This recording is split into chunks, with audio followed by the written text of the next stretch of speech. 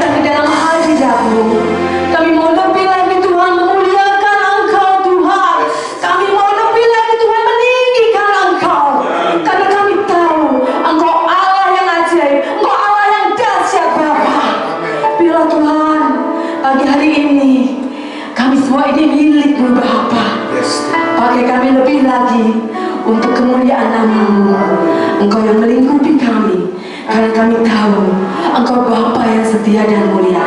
Kami bersyukur dan terima kasih, berotoritaslah atas kami semuanya. Haleluya, amin.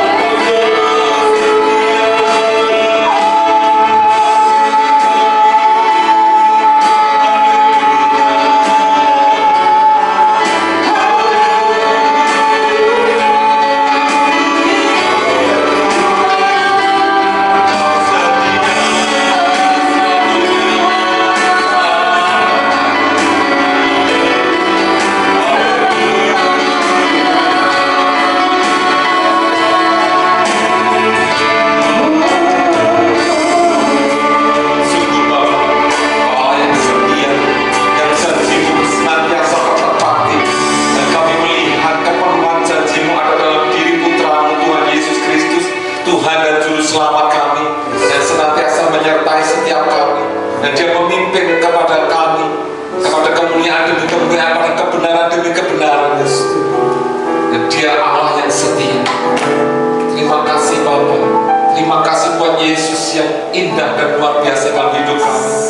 Kami menerima wasiat ilahi untuk kami boleh meneruskan karya-karyanya di muka bumi ini. Terima kasih Allah Roh Kudus, sertai terus setiap jemaat-Mu pagi hari ini. Kami ingin lebih lagi bersama dengan Engkau, lebih lagi menikmati hadirat-Mu, lebih lagi menikmati surat wasiat yang Kau berikan bagi setiap kami, perintah amanat agung bagi setiap kami Tuhan.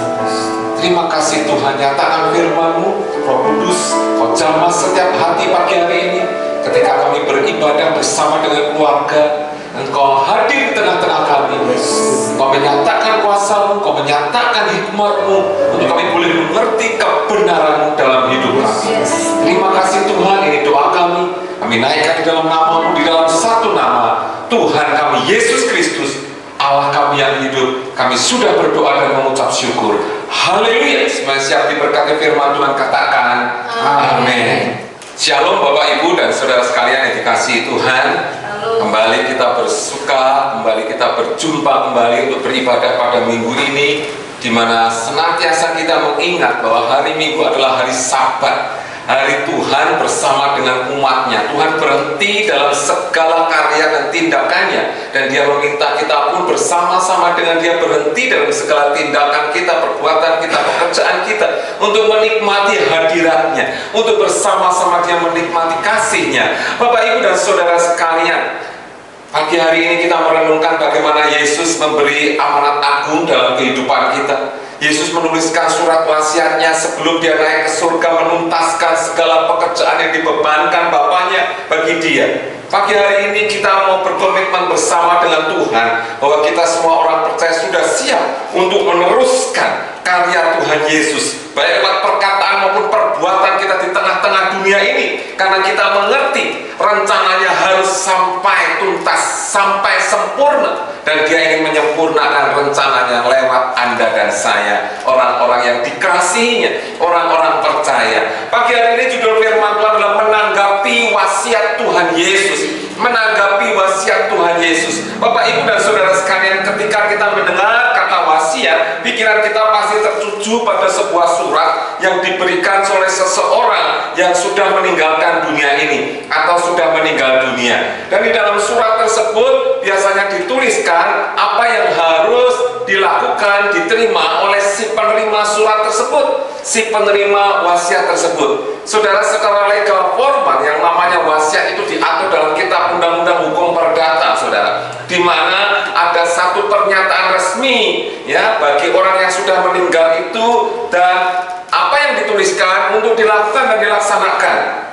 Saudara, di dalam dunia hukum ada 4 surat wasiat, ya, antara lain yang dibuat di hadapan saksi, dibuat sendiri, darurat dan sebagainya. Tapi saya menyoroti surat wasiat yang ditulis sendiri, ditulis tangan sendiri, ditandatangani sendiri, dan itu seperti apa yang dilakukan oleh Tuhan Yesus. Tuhan Yesus mengatakan sendiri, dalam tanda kutip, menulis sendiri bagi para muridnya, sehingga para muridnya mengerti apa yang dikehendakinya. Namun wasiat Yesus adalah wasiat yang istimewa, saudara. Tidak sama dengan wasiat yang ditulis, diadakan oleh dunia ini. Apa istimewanya, saudara? Yesus memang benar sudah mati, saudara, dan Dia berhak menulis surat wasiat. Namun 3 hari kemudian Yesus bangkit. Yesus pernah mati dan sudah mati, tapi kemudian Dia hidup dan tidak mati lagi. Bapak Ibu dan saudara sekalian, secara legal formal Yesus sudah mentaati penulisan surat wasiat itu karena Dia sudah pernah mati.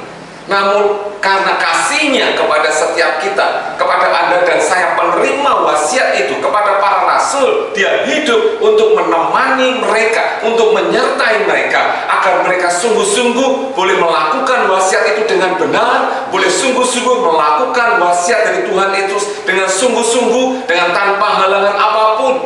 Yesus menemani mereka. Manakala mereka merasa cemas, mereka merasa ketakutan, mereka merasa kebingungan, Yesus ada di tengah-tengah mereka. Oleh karena itu Yesus bangkit dari kematiannya, Dan selama 40 hari dia menemani para murid, saudara. Untuk menyatakan apa? Untuk menyatakan bahwa murid itu sudah siap menerima wasiatnya dia. Dia mempersiapkan diri para murid dalam waktu yang cukup singkat 40 hari. Supaya sungguh-sungguh para murid siap menerima amanat agung atau wasiat dari Tuhan Yesus itu. Ya, karena apa saudara? Karena penerima wasiat, penerima amanat terakhir haruslah orang yang dewasa, saudara. Bukan kanak-kanak, harus disiapkan lebih dulu. Bukan orang yang sekedar pura-pura, bukan orang yang setengah waras setengah tidak, saudara, atau stres istilahnya. Tidak, harus benar-benar sehat jasmani dan rohani supaya tidak batal. Kalau secara hukum adalah batal secara hukum, saudara. Oleh karena itu dia lakukan semua hal, terutama memulihkan hati para muridnya dari kekecewaan, dari kepahitan, dari segala macam hal, pikiran-pikiran yang menghantui dia, sehingga mereka terbebaskan menjadi orang yang merdeka, menjadi orang yang bebas sehingga bisa menerima wasiat Tuhan. Dan pastikan para murid bisa menjalankannya dengan baik. Haleluya. Bapak, Ibu, dan saudara sekalian, dia datang, dia hidup, saudara. 40 hari dia menemani para muridnya, dan dia berjanji pada muridnya bahwa dia akan mengutus sang parakletos itu, sang penghibur, sang penguat bagi dia. Dan itu adalah rohnya sendiri. Ketika dia naik ke surga, dia mengutus sang parakletos, yaitu Roh Kudus, untuk menemani para murid, memperkuat para murid untuk bisa melakukan pekerjaan-pekerjaan Tuhan. Dan Tuhan pernah katakan bahkan lebih besar daripada apa yang pernah dilakukan Tuhan Yesus di atas muka bumi ini. Supaya para murid di dalam melakukan wasiat itu, amanat agung itu, bisa mendapatkan dampak damai sejahtera, dampak kehidupan yang berkelimpahan, seperti yang pernah dikatakan Tuhan. Bukan hanya kelimpahan jasmani, tapi juga kelimpahan rohani. Dan ini menjadi sangat penting, saudara, untuk bisa diterima oleh para muridnya. Oleh karena itu kita baca dulu nas kita yang pertama, yaitu dari surat Ibrani pasal 9 ayat 16 sampai dengan 17. Ibrani pasal 9 ayat 16 sampai 17. Sebab di mana ada wasiat, di situ harus diberitahukan tentang kematian pembuat wasiat itu. Karena suatu wasiat barulah sah kalau pembuat wasiat itu telah mati. Sebab ia tidak berlaku selama pembuat wasiat itu masih hidup. Haleluya. Ini sudah dinyatakan di dalam kitab Ibrani, yang ingin menyatakan bahwa Yesus adalah kegenapan dari semua nubuatan di dalam perjanjian lama. Sekaligus Yesus adalah imam besar untuk menyatakan imam besar di perjanjian lama disempurnakan di dalam diri Tuhan Yesus Kristus itu. Wasiat yang dimaksud di sini adalah perjanjian dan warisan. Warisan, saudara, perjanjian dan warisan. Warisan selalu terikat dengan perjanjian. Perjanjian apa? Perjanjian Allah dengan umatnya sejak dari perjanjian lama. Dan kegenapannya adalah dalam perjanjian baru, yaitu dalam diri Yesus Kristus itu. Sehingga seseorang bisa menerima wasiat, menerima warisan dari Tuhan, seperti para muridnya yang akan menerima itu, harus terima dulu, memahami dulu akan perjanjian Tuhan yang sudah dimulai dari sejak awal dunia ini diciptakan. Para murid harus mengerti kembali bahwa semua nubuatan di dalam perjanjian lama memuncak, tergenapi, menjadi sempurna di dalam diri Tuhan Yesus Kristus. Sehingga mereka tidak ragu lagi meneruskan karya Tuhan di atas muka bumi ini. Apapun goncangannya, mereka tetap pegang, karena kegenapan perjanjian Allah itu ada dalam diri Yesus. Dan Yesus akan memakai mereka semua, kita semua orang percaya, dan dia tetap menyertai setiap kita. Haleluya. Mari pagi hari ini kita belajar apa wasiat Tuhan Yesus bagi para muridnya. Saudara, kita siapkan bacaan kita, yaitu dalam Lukas pasal 24. Lukas pasal 24 ayat 44 sampai dengan 49. Lukas pasal 24 ayat 44 sampai dengan 49. Ia berkata kepada mereka, inilah perkataanku yang telah kukatakan kepadamu ketika aku masih bersama-sama dengan kamu, yakni bahwa harus digenapi semua yang ada tertulis tentang aku dalam kitab Taurat Musa dan kitab Nabi-Nabi dan kitab Mazmur. Lalu ia membuka pikiran mereka sehingga mereka mengerti kitab suci. Katanya kepada mereka, ada tertulis demikian, Mesias harus menderita dan bangkit dari antara orang mati pada hari yang ketiga, Dan lagi dalam namanya berita tentang pertobatan dan pengampunan dosa harus disampaikan kepada segala bangsa mulai dari Yerusalem. Kamu adalah saksi dari semuanya ini, dan aku akan mengirim kepadamu apa yang dijanjikan Bapakku. Tetapi kamu harus tinggal di dalam kota ini sampai kamu diperlengkapi dengan kekuasaan dari tempat tinggi. Haleluya, amin buat firman Tuhan. Bapak, Ibu, dan saudara sekalian, sekali lagi saya mau katakan bahwa kehadiran Tuhan Yesus untuk memberitahu bahwa kerajaannya sudah ada. Kalau kita membaca seluruh Injil dan apa yang dikatakan Tuhan berkaitan dengan kedatangan kerajaan surga, senantiasa memakai kata kunci harus, saudara. Ya, Yesus pernah berkata, aku harus tinggal di dalam rumah Bapakku. Ketika dia berusia 12 tahun dan diajak orang tuanya menuju bait Allah, dan dia tinggal bersama para ahli Taurat di rumah Bapa, di bait Allah, di rumah ibadat. Orang tuanya mencari-cari, dan ketika ketemu Yesus berkata, kenapa kau cari aku? Bukankah aku harus tinggal di rumah Bapakku? Kata harus menunjukkan itulah kegenapan nubuatan, dan itu memang sudah dinyatakan demikian. Yesus berkata, aku harus memberitakan kerajaan Allah ke kota-kota lain. Injil Lukas 4 ayat 43. Ya. Dia berkata, dia bukan hanya memberitakan kerajaan Allah di Galilea atau di Yudea saja, tapi dia berkata sampai ke ujung bumi. Dan itu sudah dikatakannya jauh sebelum Yesus mengalami kematian, saudara. Jauh sebelum Yesus mengakhiri semua karyanya di muka bumi ini, dia harus menjangkau kota-kota. Dan di beberapa Injil ada kata yang sangat penting, itu seperti yang tertulis, seperti ada tertulis. Ya, ketika Yesus dicobai di padang gurun, ya, mengusir iblis dengan perkara seperti ada tertulis. Itu menunjukkan apa? Menunjukkan kegenapan dari perjanjian lama. Kegenapannya adalah pada dalam diri dia. Dan selalu Yesus mengacu kepada apa yang sudah dituliskan. Makanya di dalam nats yang kita baca tadi, Yesus merujuk kepada ketiga bagian dari dalam Alkitab. Yang dalam pembagian orang Yahudi disebutkan kitab Taurat Musa, yaitu Kejadian sampai dengan Ulangan, kemudian kitab Nabi-Nabi dan kitab Mazmur. Ketiga kitab ini sangat penting bagi orang Yahudi, dan Yesus menyatakan inilah kegenapannya. Dan kita tidak boleh lupa akan semua kitab yang sudah dituliskan itu untuk menyatakan bahwa Allah setia kepada perjanjiannya. Yesus adalah penggenapan nubuatan mesianis bagi orang-orang Yahudi, dan harusnya bagi orang Yahudi harus merasakan satu kepenuhan, harus merasakan satu sukacita. Kenapa? Karena nubuatan Allah dipenuhi dalam diri Yesus. Namun faktanya ternyata tidak demikian, saudara. Mereka belum merasa puas, mereka tetap terus memberontak. Oleh karena itu para rasul tersebar ke seluruh dunia, dan dunia menikmati jamahan kasih karunia yang luar biasa, pengenapan perjanjian manusia ini, perjanjian dunia ini dengan Allah. Bapak, Ibu, dan saudara sekalian, setiap kita yang sudah percaya harusnya kita rindu, ya, rindu sungguh-sungguh bagaimana saya bisa menanggapi surat wasiat Tuhan ini, karena wasiat ini sangat penting bagi kerajaannya. Para murid begitu antusias yang menanggapi wasiat Tuhan Yesus ini, dia taat kepada dia.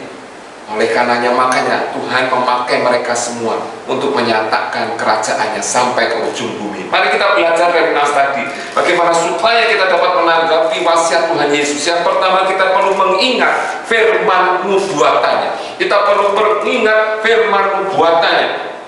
Kita lihat di ayat 4 berkata demikian, ia berkata kepada mereka, inilah perkataanku yang telah kukatakan kepadamu.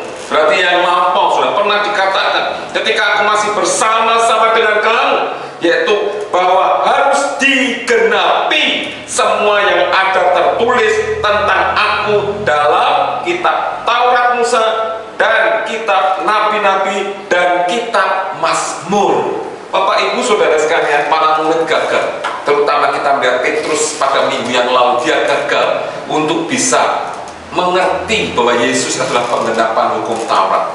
Makanya Petrus marah ketika Yesus mau masuk Yerusalem untuk menderita dan dibunuh.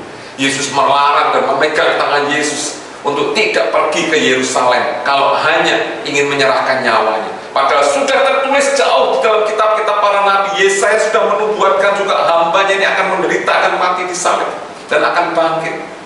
Ya. Para murid belum mengerti, saudara. Oleh karena itu pada saat ini ya, Yesus menyatakan terakhir kali, kau perlu mengerti, memahami bahwa aku adalah kegenapan janji Tuhan, sehingga kamu tidak ragu lagi, sehingga kamu tidak bimbang lagi, sehingga kamu tidak mencari-cari lagi Mesias mana yang dijanjikan kok belum hadir. Engkau menjadi terpuaskan, engkau menjadi terbebaskan, engkau menjadi termerdekakan, tidak terbelenggu lagi karena penantianmu yang demikian lama akan Mesias itu. Itu yang menjadi harapan Tuhan.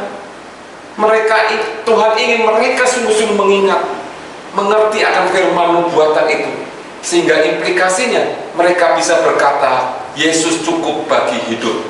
Yesus saja itu sudah cukup. Yesus kegenapan nubuatan, kesempurnaan ada dalam diri Yesus saja, sehingga para murid tidak lagi mencari-cari panutan yang lain, tidak bimbang, tidak mencari-cari pegangan yang lain, tidak berharap kepada manusia manapun, karena mereka sudah merasakan kecukupan, merasakan pemeliharaan, merasakan kekuatan, merasakan segalanya dalam diri Yesus.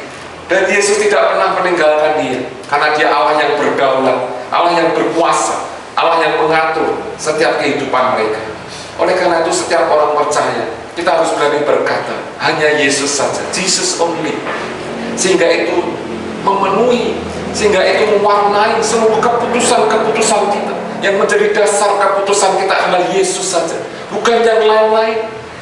Di dalam dia adalah teladan yang sejati. Kita tidak lagi cari-cari nasihat manusia, orang-orang pintar, orang-orang ahli kata mereka, ya, untuk mendapatkan jawaban oleh persoalan kita yang mungkin kita sulit untuk memecahkan.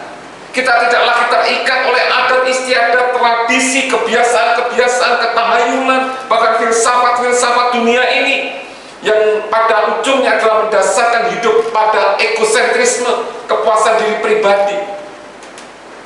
Tetapi kita berkata, Yesus cukup dalam hidupku.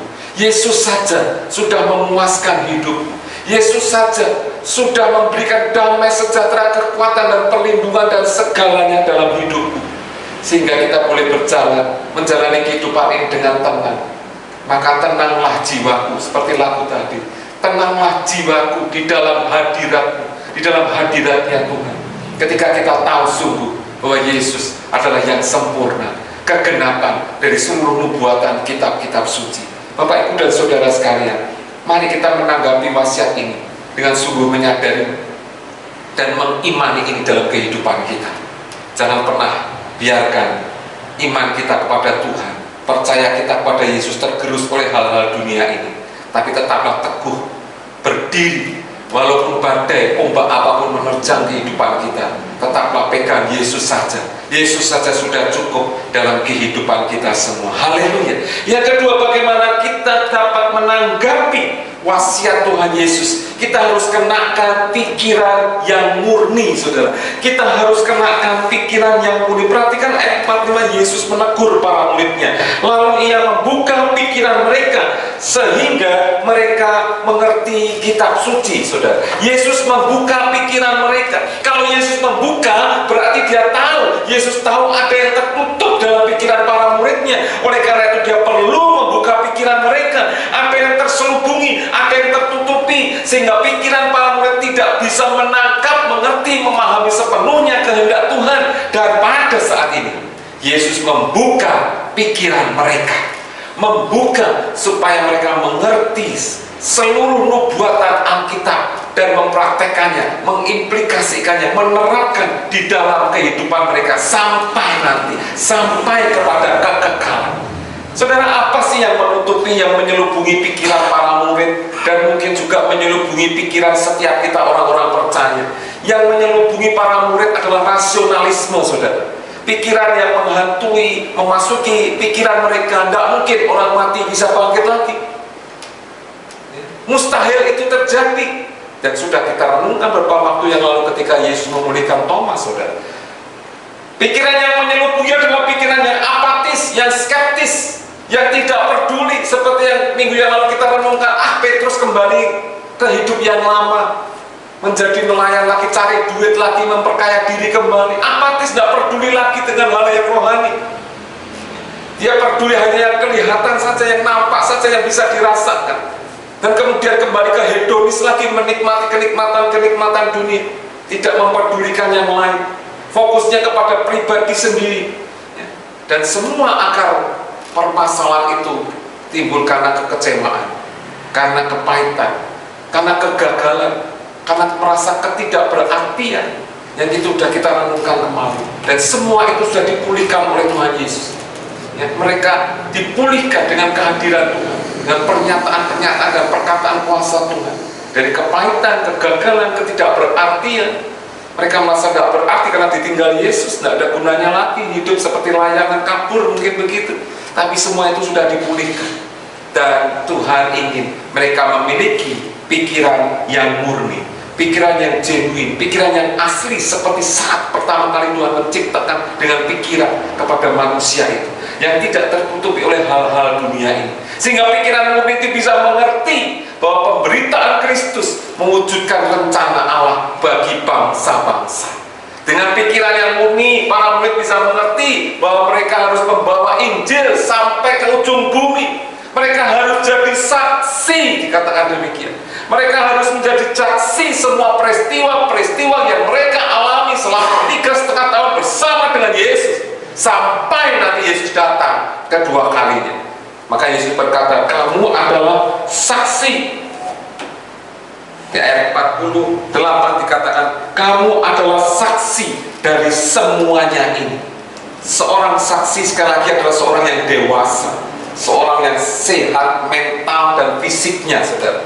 Itu di pengadilan di dunia umum demikian. Demikian juga dengan hal ini, Yesus mensehatkan mental jasmaninya, sehingga sungguh-sungguh para murid bisa menjadi saksi, menjadi saksi kebesaran Tuhan, menjadi saksi dari kasih-Nya Tuhan, menjadi saksi bagi penyertaan Tuhan, menjadi saksi bagi pemeliharaan Tuhan, menjadi saksi bagi kemurahan Tuhan, menjadi saksi bagi mujizat-mujizat yang pernah Tuhan Yesus lakukan, menjadi saksi bagi kekuatan yang diberikan, menjadi saksi bagi perlindungan Allah dan berkat-berkat-Nya, sekaligus juga menjadi saksi bagi penderitaan di dalam namanya.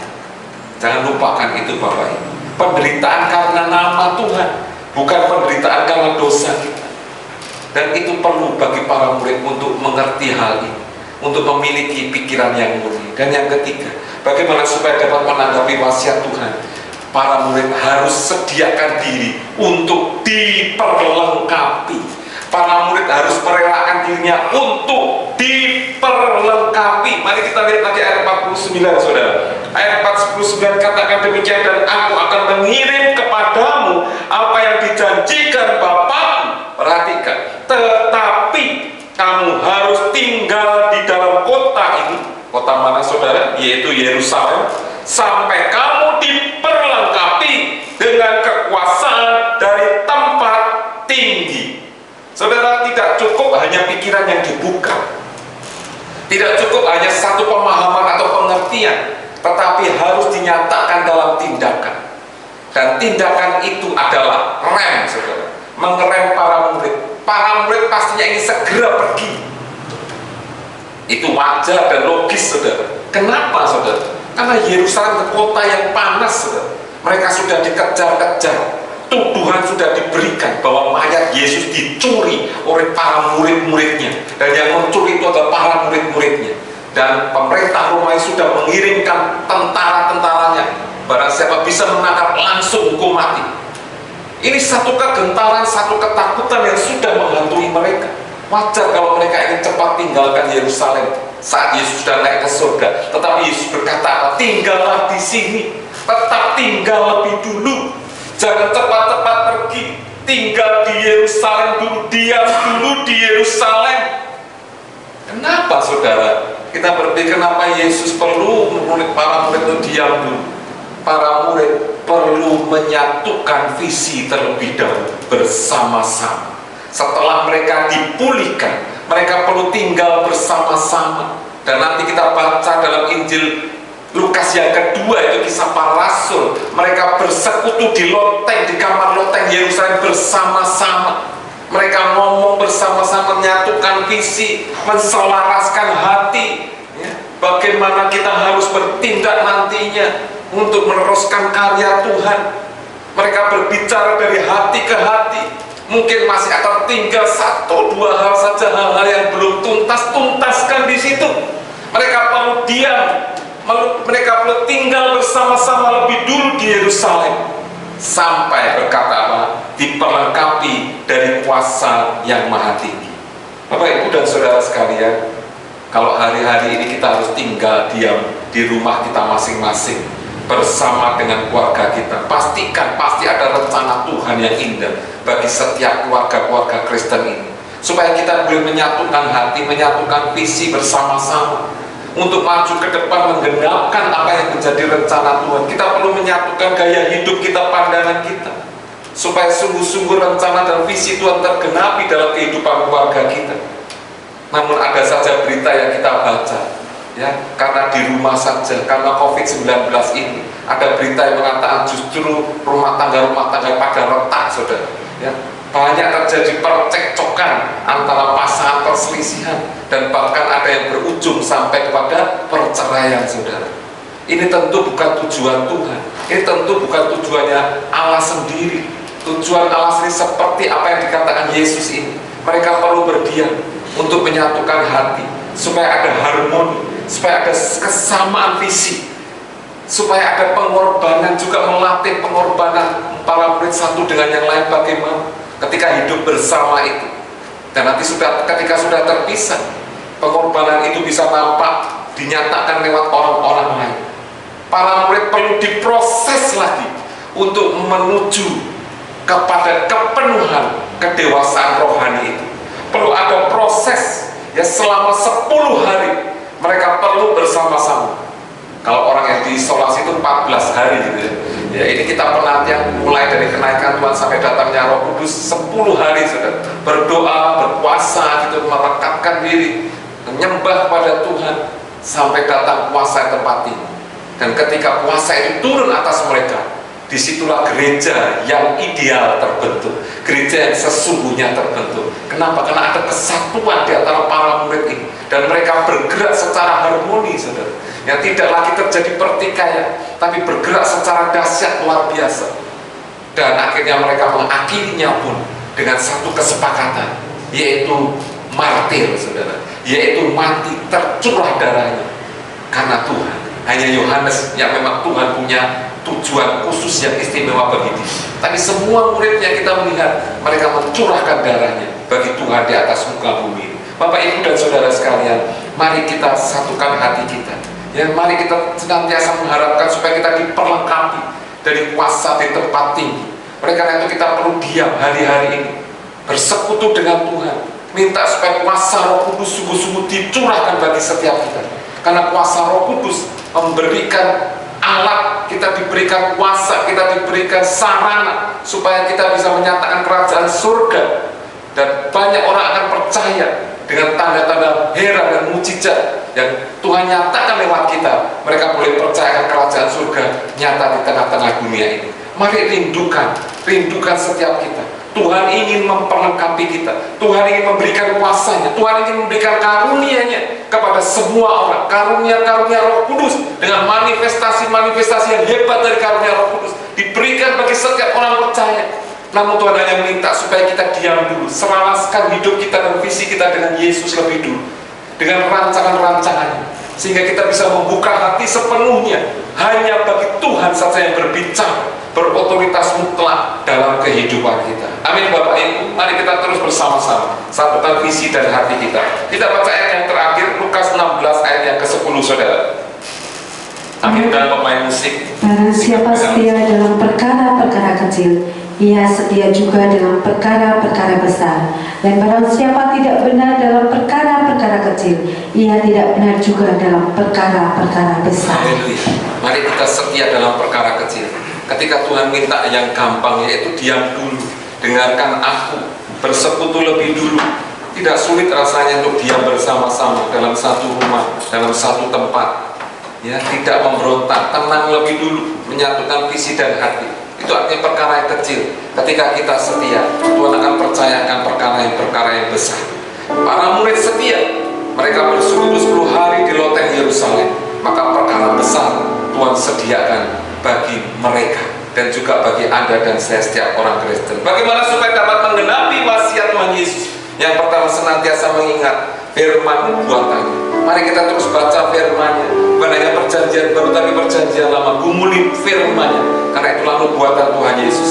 Dan kedua, senantiasa kenakan pikiran yang murni. Baharui pikiran kita dengan pikiran Yesus sendiri, dan biarkan Dia berotoritas atas pikiran kita. Dan sediakan diri kita untuk senantiasa diperlengkapi dengan kuasa di tempat tinggi, yaitu kehadiran Roh Kudus beserta seluruh karunia-karunia-Nya di dalam kehidupan kita. Karunia-karunia ajaib, karunia-karunia mujizat diberikan bagi setiap kita, supaya kita bisa menyatakan Tuhan di tengah-tengah dunia ini. Mari katakan Bapak Ibu, penuhiku dengan hadirat-Mu, penuhi kami semua Tuhan dengan minyak kudus-Mu. Haleluya, haleluya. Terima kasih Tuhan.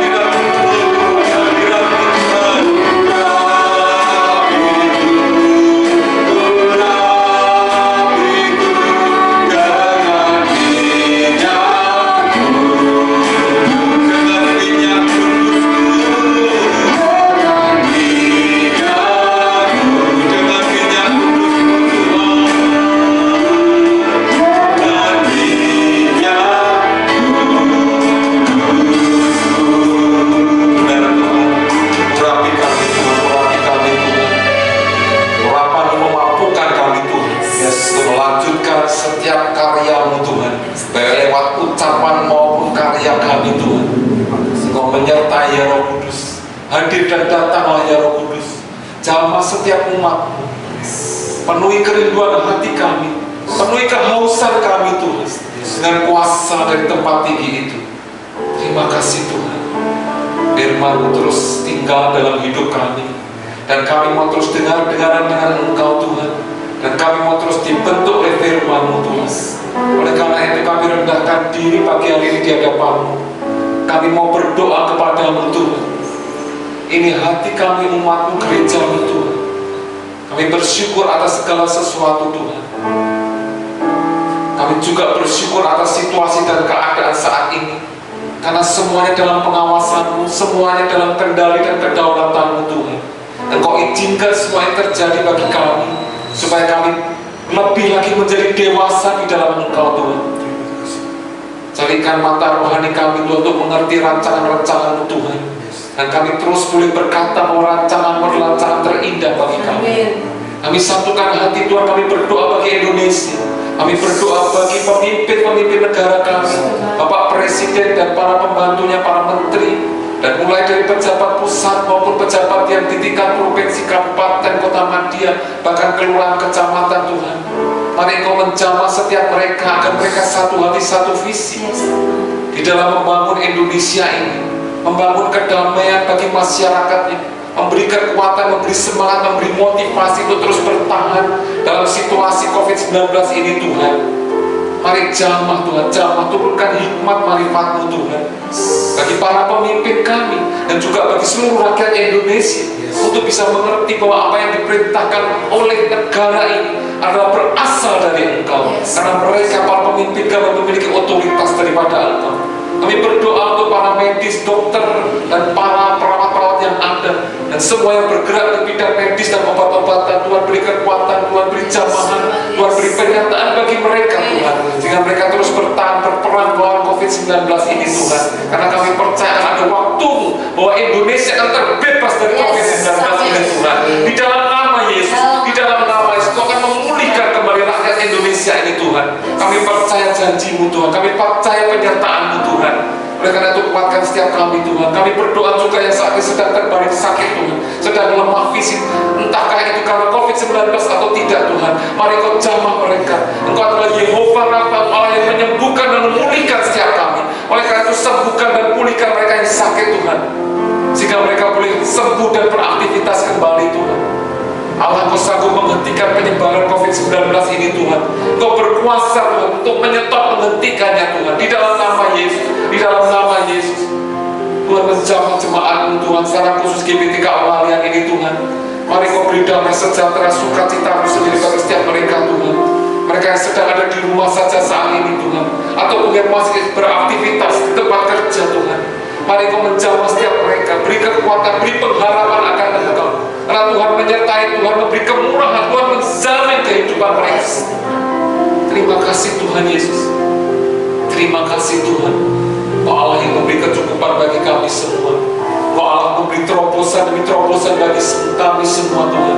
Kami percaya Kau akan buka jalan kami Tuhan, lebih dan lebih lagi di dalam nama Yesus. Di dalam nama Yesus, biar kami terus berharap kepada-Mu Tuhan, berharap hanya kepada Yesus saja, satu-satunya pribadi andalan hidup kami selama-lamanya. Terima kasih Tuhan, terima kasih. Ini doa kami Tuhan. Kami berdoa jemaat-Mu terus berkumpul bersama dengan Engkau, mendalami firman-Mu, lebih dalam lagi mengenal Engkau Tuhan, dan terus berdoa berharap kepada Engkau Tuhan.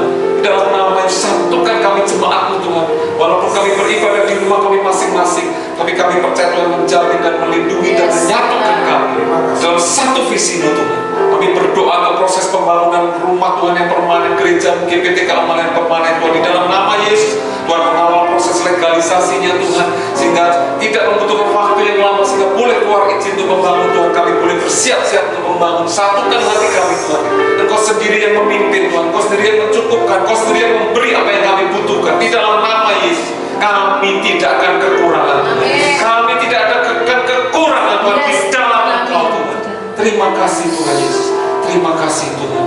Ini doa dan kerinduan kami Tuhan, biar kami naikkan di hadapan-Mu Tuhan. Dan biarlah setiap kami juga punya doa-doa boleh naik di hadapan-Mu, dan Kau boleh menerimanya Tuhan sebagai dupa yang harum, yang menyenangkan hati.